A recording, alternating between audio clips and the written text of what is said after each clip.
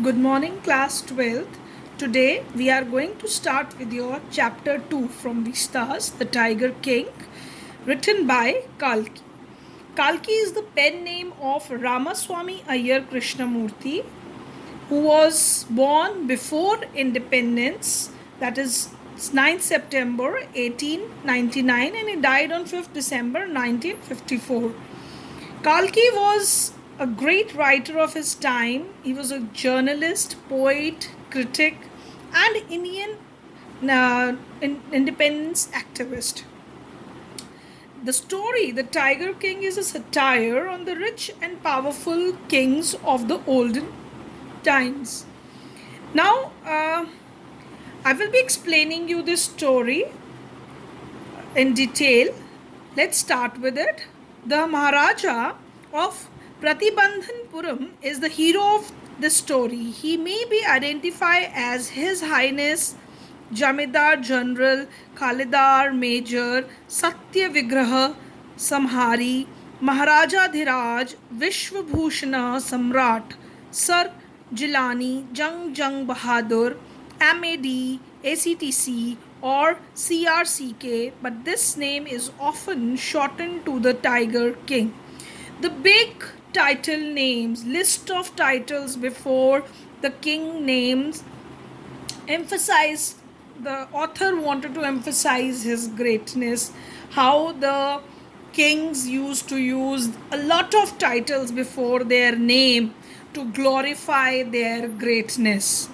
So, as I told you, that this whole story, the Tiger King, is a story which is a satire on rich and powerful kings of olden times. So this is also highlighting that thing, that how these kings used to give big, famous, and um, impressive titles before their names were given to them.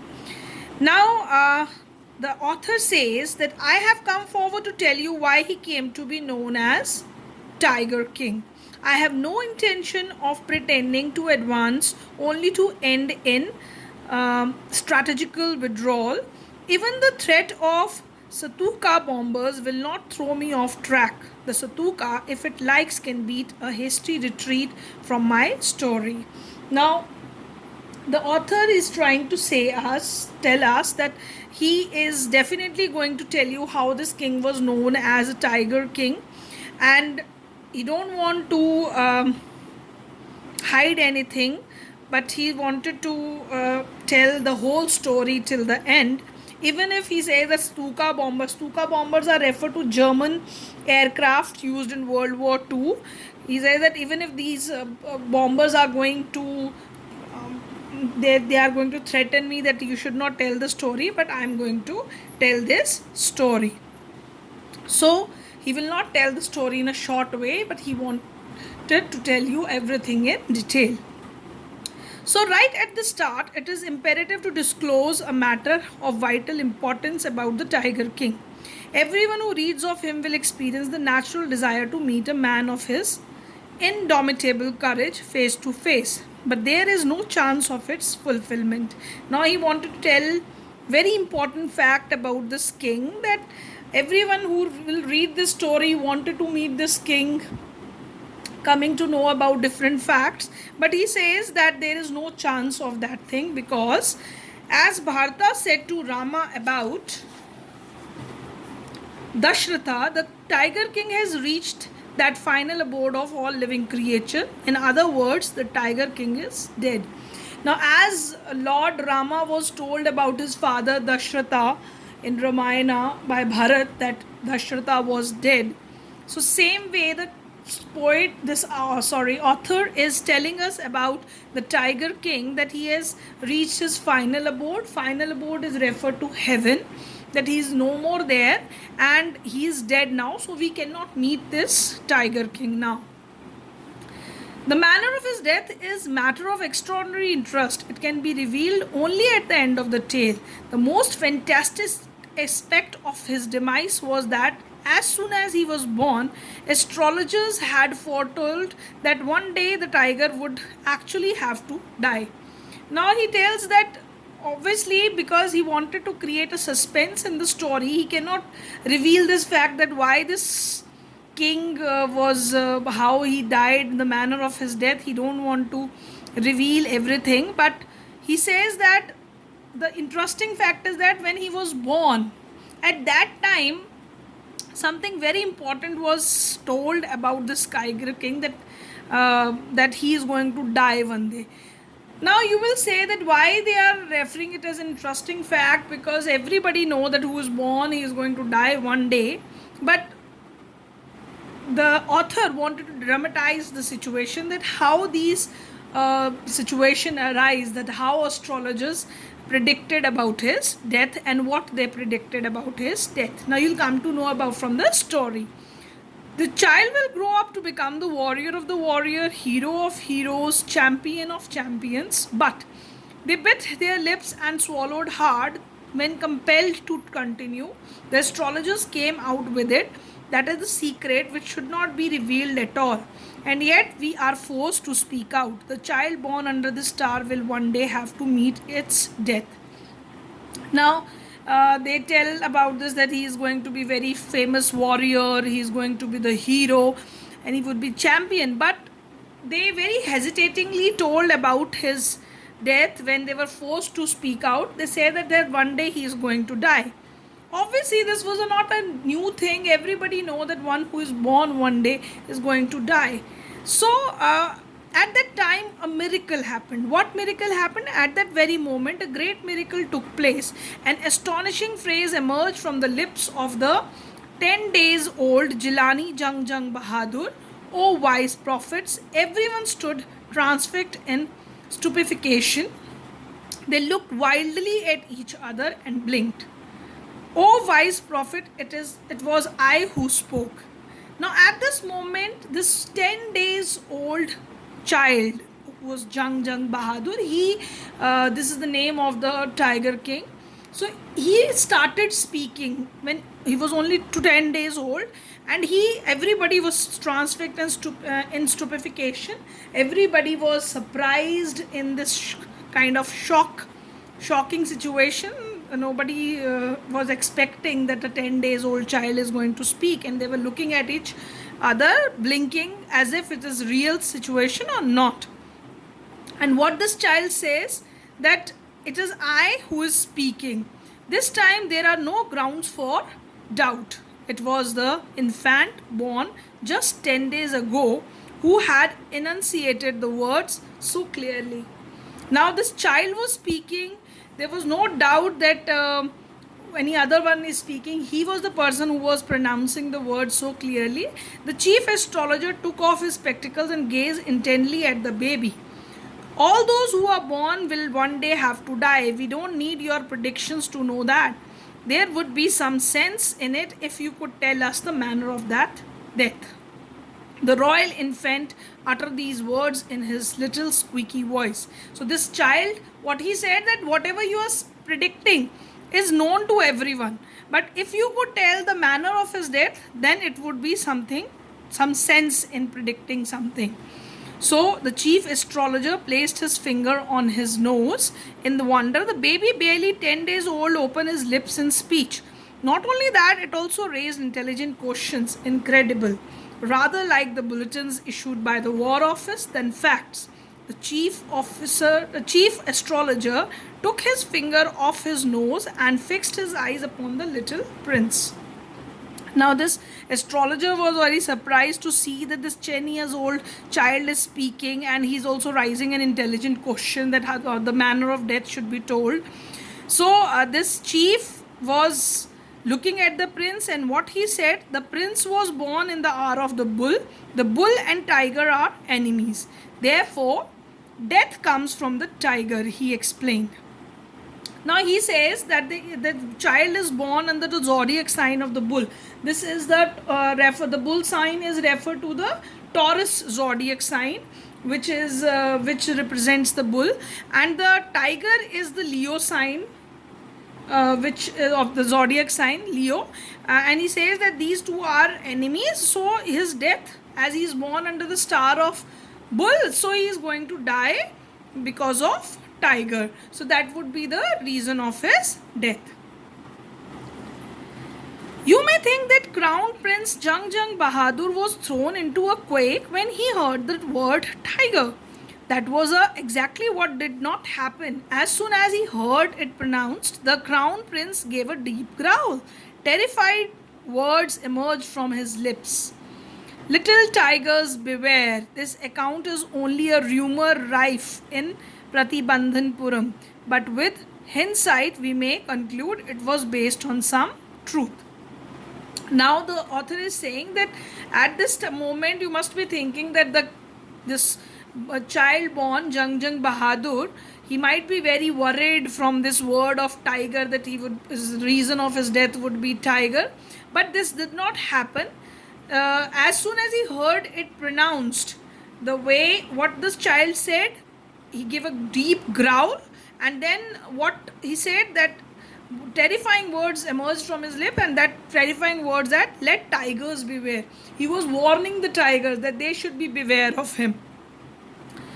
Now this was a rumor rife in Pratibandhanpuram. Now this story spread in this kingdom very fast. It spread widely. Rumor rife means just as a rumor used to spread very fast, same way the story spread in the whole Pratibandhanpuram. But with hindsight, we may conclude it was based on some truth, but when we are going to come to understand the things later, we'll come to know that there must be some fact under this when we'll come to know about the story, that how this king died. Now in second part of the story reflects us that how the king was brought up, what kind of life he led, how he started his tiger hunts. The crown prince Jung Jung Bahadur grew taller and stronger day by day. No other miracle marked his childhood days apart from the event already described. The boy drank the milk, and every English cow was brought up by an English nanny, tutored in English by an Englishman, saw nothing but English films, exactly as the crown prince of all other Indian states did. When he came of the age at 20, the state, which had been with the court of ward until then, came into his hand. Now, this king, he became taller and stronger day by day. This was the only miracle associated with his life, that he started speaking at the age of just 10 days. After that, no such miracle occurred, but he lived a normal life. Just the kings and princes of that time used to live. He used to drink the milk of English cows, and he was taught English. As at that was a time when British were there in India, and the royal people were living the lifestyle of British people.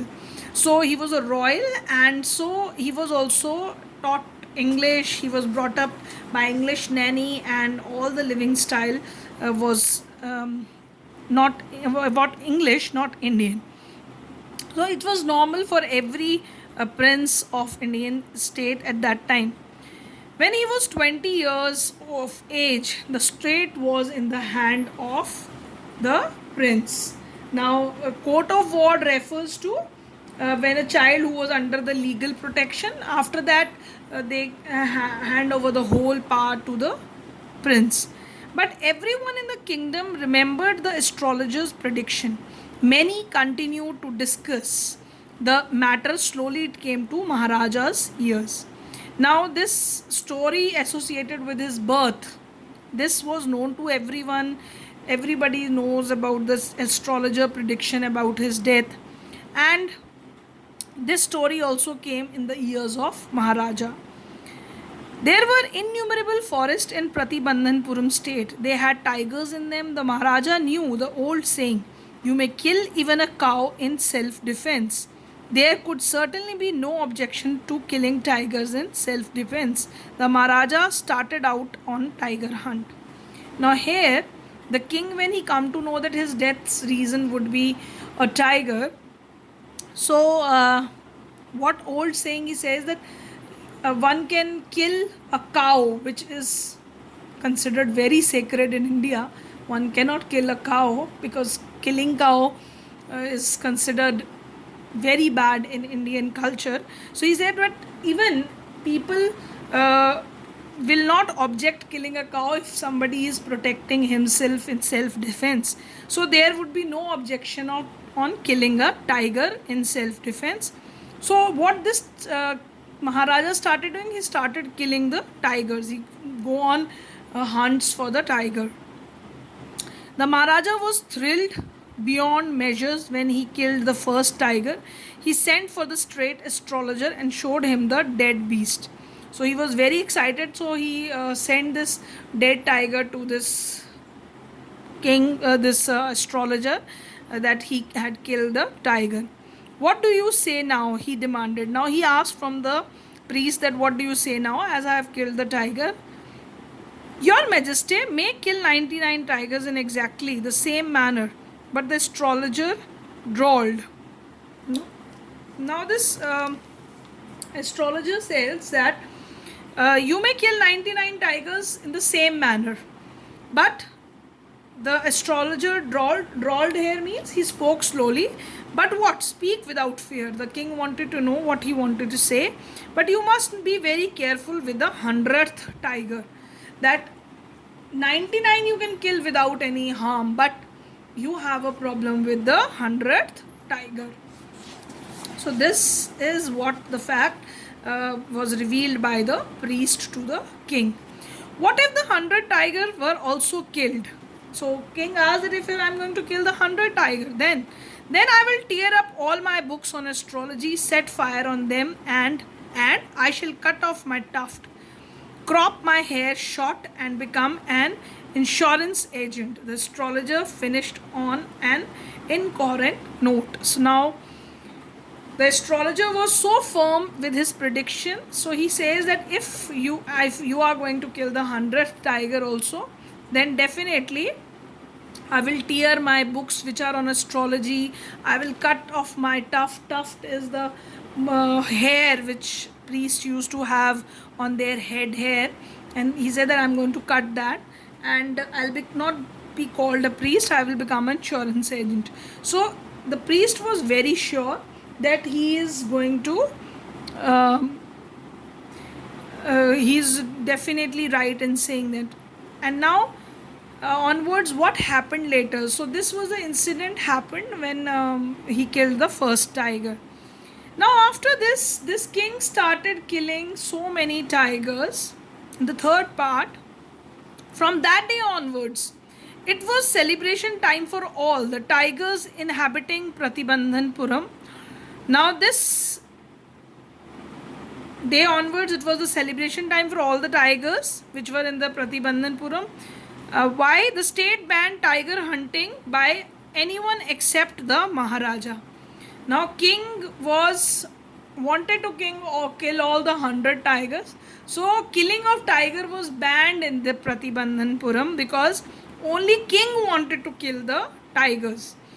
A proclamation was issued to the effect that if anyone dared to fling so much as a stone at a tiger, all his wealth and property will be confiscated. Now this kind of proclamation announcement was also made and the public that if anyone is going to even throw the stone at a tiger, they are going to seize their property. Confiscated means they are going to capture their property.